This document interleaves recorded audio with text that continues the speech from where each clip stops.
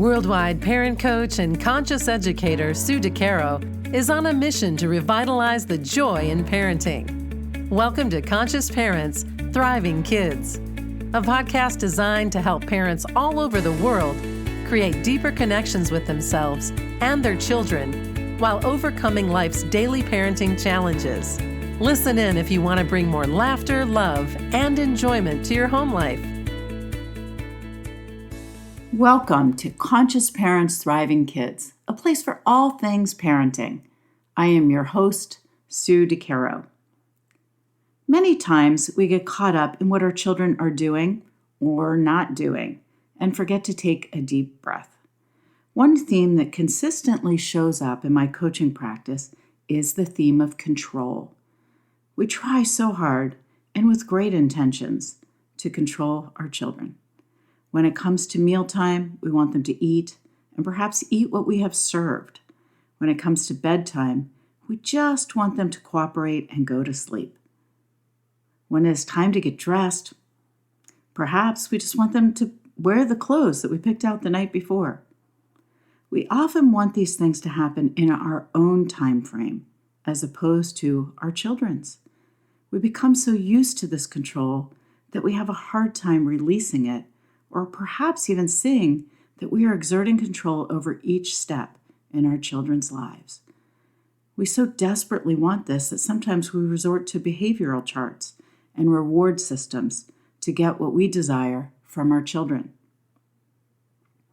Our children are born into this world where choices are made for them: diaper changing, sleep schedules, naps, feedings, etc. We, of course, listen to their cues in order to do some of these activities on their time frame. But for the most part, we're in control, right? If only it were so easy as they continue to grow and grow. As children move into different stages of development, such as toddlerhood, in which they start to learn about and use their voice, our children want to exert some control over their own life. Have you noticed that if you have toddlers? They begin to learn more about themselves and the world around them. This is when it all begins. They want to be able to do things for themselves. How often have you heard a young child say, "No, I do it," while you're trying to help them?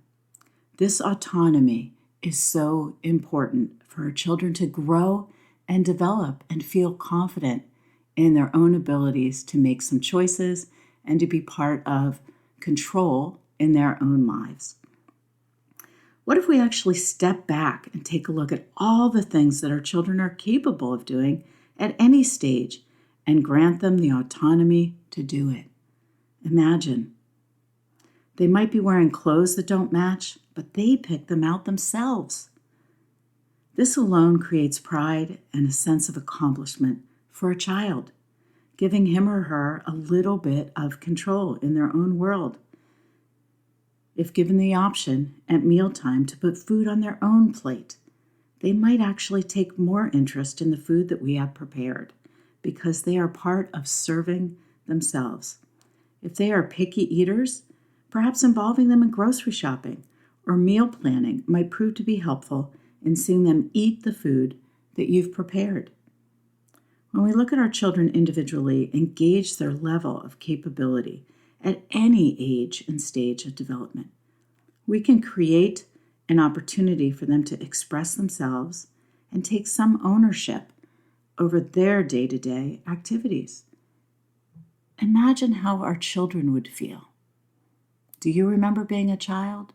Were you given some autonomy in your own life? In addition to offering them some of this control and ownership, our children will gain self-esteem, pride, and confidence in themselves. Our children need to have a voice and feel like they have some sense of control in their own day-to-day lives in order for self-esteem to grow. The more we engage them in the areas that they can take part of, the more they feel valued in their own lives. As we look at our children, we need to gauge where their level of development is, what their capabilities are, and offer them the opportunity to rise to those level of capabilities because they can do it. just as the toddlers say. When we do not allow our children to have some say or control or choices in their own lives, we end up with lots of power struggles, and things don't necessarily get done. The power struggles can lead to and create a disconnect between ourselves and our children. If we engage our children and offer them the opportunity to make choices in their day-to-day lives, we can foster more positive connection, less power struggles as well. While the weight of these choices depends on the age and stage of development where your child is and the level of maturity, autonomy can be granted at every single age, just as the toddler is saying, "I do it." The smallest rock can have a ripple effect, as can granting autonomy to your child in small doses. So as you look at your children today, this week, this month, how can you empower your children to help them grow in their level of confidence?